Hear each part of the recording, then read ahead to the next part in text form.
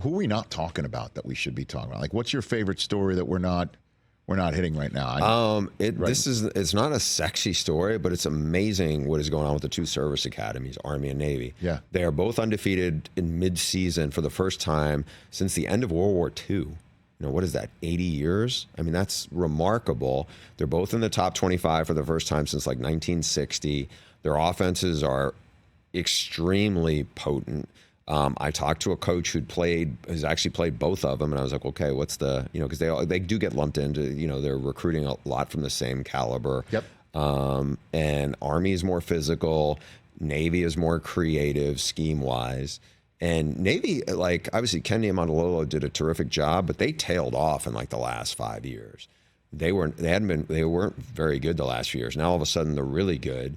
Obviously there's going to be a big Army-Navy game at the end of the year. Who knows if it, say it, because that would be incredible. That would be incredible if Army-Navy is literally for the 12th spot.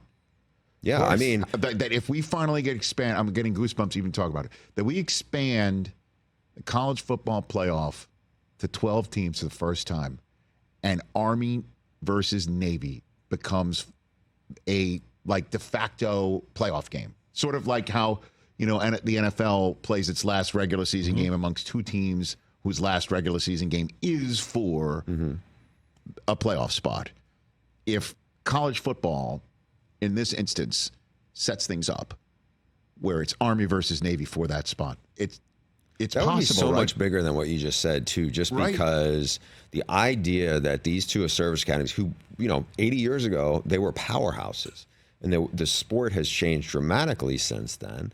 But, like, if you ask me right now, I think Boise State is the best team in that wild card spot, call it for what it is.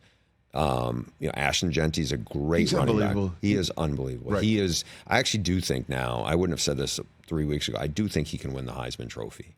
I mean, he's really, really special. I know one of my colleagues, Petros Papadakis, did a Boise game a few weeks ago and talked to Dirk Cutter, who obviously is well-traveled, spent a lot of time in the NFL, and he compared him to one of your colleagues who's, was a great college player and a really good NFL player. MJD? Yeah, that's, I mean, again, not to go down that the Genty tangent, but what I was going to say is, so he's a great player on Boise.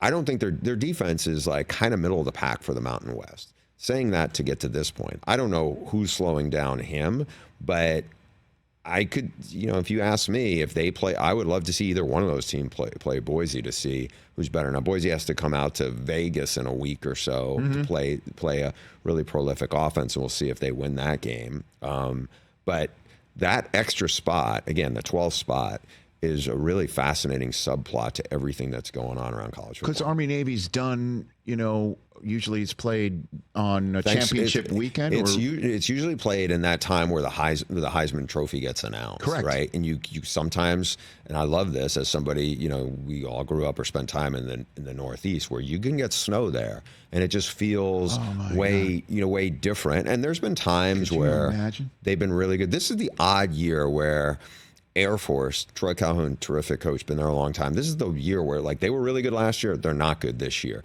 But the other two academies really look outstanding. I mean, Navy really whipped a good Memphis team that has some legit SEC caliber guys on that team on both sides of the ball. Again, just let's extrapolate this out because this is fun. That, as you point out, like a quaint throwback game that all of us want to feel patriotic and are patriotic about, right? You know what I mean?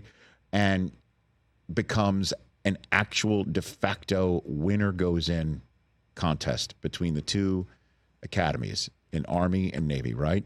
The service academies. And then the winner has to go visit the Horseshoe or has to go visit Oregon, you know what I mean? They'd be the 5 seed, whoever's the runner-up in the Big Ten or the SEC. Like Army at Alabama, right? Navy at Oregon, Navy at Ohio State. Like, don't you remember, it wasn't that long ago, playoff game. Can you imagine if that happens? Like, I want to say both Army and Navy each had one at Oklahoma, one at Michigan. I remember doing Army and Michigan. They were set up to win that game. And there was a series. I want to say it was like from the second quarter where like like Michigan didn't get on the field offensively because Right. it was just like going on forever. Those are really well coached teams. Obviously, there's a lot of talented athletes who are there, and they're always physical. They're always really good at just grinding people out, and it's hard. You're not going to have months to get ready for them. You might have 10 days or whatever. It's fun. It's fun. Yeah, it's obviously there's a lot. There's great. miles to go between. So they're both ranked for the first time since October of 1960.